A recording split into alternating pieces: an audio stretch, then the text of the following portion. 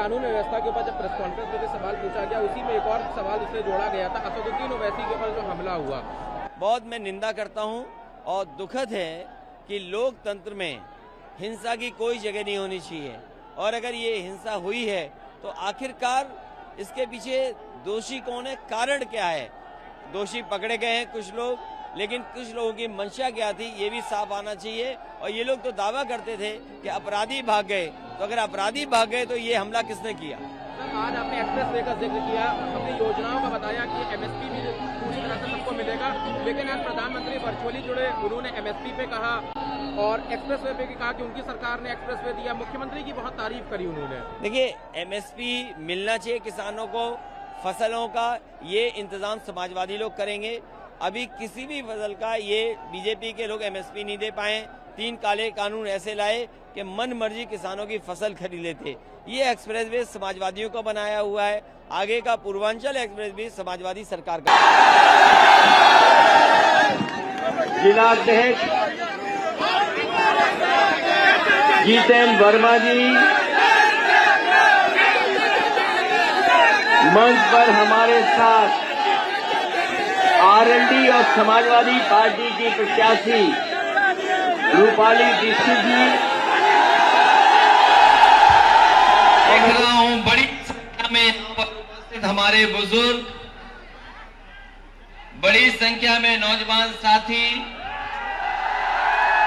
किसान भाई और पत्रकार साथियों, मैं सबसे पहले यहां पर उपस्थित आप सबका बहुत बहुत धन्यवाद और आभार प्रकट करना चाहता हूं।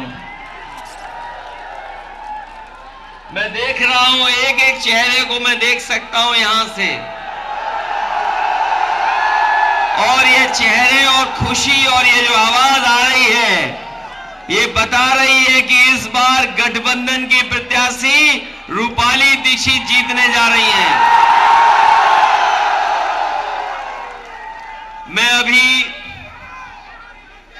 मैं अभी अपनी पार्टी के जिलाध्यक्ष का भाषण सुन रहा था। उन्होंने कहा कि पढ़ाई में कोई और कहीं पढ़ गया, पढ़ाई में कहीं और चला गया पढ़ते पढ़ते।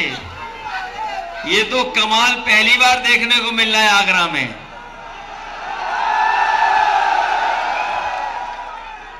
और हमारे बाबा मुख्यमंत्री जी ने लैपटॉप टैबलेट दे दिया कि नहीं दे दिया आपको? सुना है कि लखनऊ में बहुत बांटे गए थे, स्टेडियम में बैठा करके बांटे गए थे, आप तक नहीं पहुंचा। बताओ 4.5 साल से हमें और आपको क्या टैबलेट दे रहे थे वो। और कल्पना करिए कि जो चलाना नहीं जानता वो आपको क्या देगा।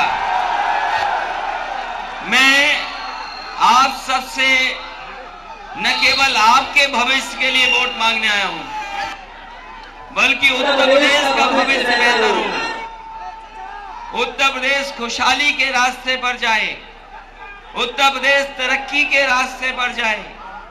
और हमारे किसान भाई और यहां जितने मौजूद हैं सब खेती बाड़ी से जुड़े लोग हैं, किसान हैं या खेती से जुड़े लोग हैं।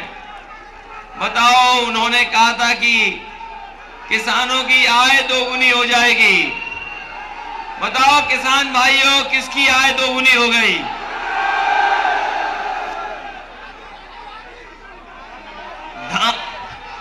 धान कब खरीदा गया? बिजली महंगी हो गई कि नहीं हो गई? और जब बिजली का बिल आता होगा तो करंट लग रहा कि नहीं लग रहा? मुकदमे लगे कि नहीं लगे? सुना है इधर भाषा बदल गई है बीजेपी वालों की। वो भाषा आपने सुन ली होगी व्हाट्सएप पर। सुन ली भैया, सुन ली। ये क्या हो गया बीजेपी के लोगों को? क्या हो गया बीजेपी के लोगों को? एक कह रहे हैं ठंडा, क्या कह रहे हैं? ठंडा कर देंगे। अरे महेश सिसोदिया जी, तुम्हारा ये कोल्ड स्टोर है ना? ये है कोल्ड स्टोर के नहीं कोल्ड स्टोर? जिनके घरों में फ्रिज होगी वो भी जानते होंगे ठंडा कैसे किया जाता है। हमारे मुख्यमंत्री कोई कंप्रेसर है क्या जो ठंडा कर देंगे हमें और आपको? हम समाजवादी लोग नौजवानों को भरोसा दिलाना चाहते हैं, ये गर्मी निकालना चाहते हैं, लेकिन नौजवानों हम आपके लिए भर्ती और रोजगार और नौकरी निकालना चाहते हैं। कितनी तकलीफ और परेशानी में नौजवान हैं, पढ़ लिख ले, डिग्री हासिल कर ले, मेहनत कर ले, रात दिन जाग ले, और अगर परीक्षा देने जा रहा तो बताओ परीक्षा रद्द हो रही है कि नहीं हो रही? परीक्षा रद्द हो जाए, पेपर का पता ही नहीं लगे, पेपर आउट हो जाए। ये पहली सरकार है जिसमें इतने बड़े पैमाने पर नौकरियों की परीक्षा रद्द हुई है, पेपर आउट हुए हैं। और अगर किसी ने पेपर आउट और परीक्षा रद्द की है तो ये भारतीय जनता पार्टी है जिसने जानबूझ करके परीक्षा नहीं होने दी। और इसलिए परीक्षा नहीं होने दी क्योंकि नौजवानों को ये नौकरी और रोजगार नहीं देना चाहते। मैं जैसे ही एक्सप्रेस वे से उतरा हूं, मैं एक्सप्रेस वे से जैसे ही उतरा हूं, मैंने देखा खेतों में तार लग गए हैं।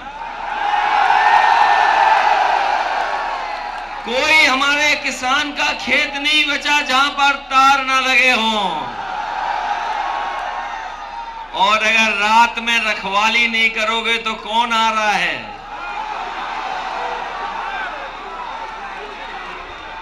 कौन आ जा रहा है रात में? बताओ, खेत बर्बाद हो रहे कि नहीं हो रहे? और जब खाद लेने गए, खाद मिली कि नहीं मिली? और अगर खाद मिल भी गई होगी तो बोरी में से चोरी हो गई कि नहीं हो गई? कभी कभी मैं सोचता हूं ये बीजेपी वालों ने बोरी में से चोरी कहां से सीखी होगी।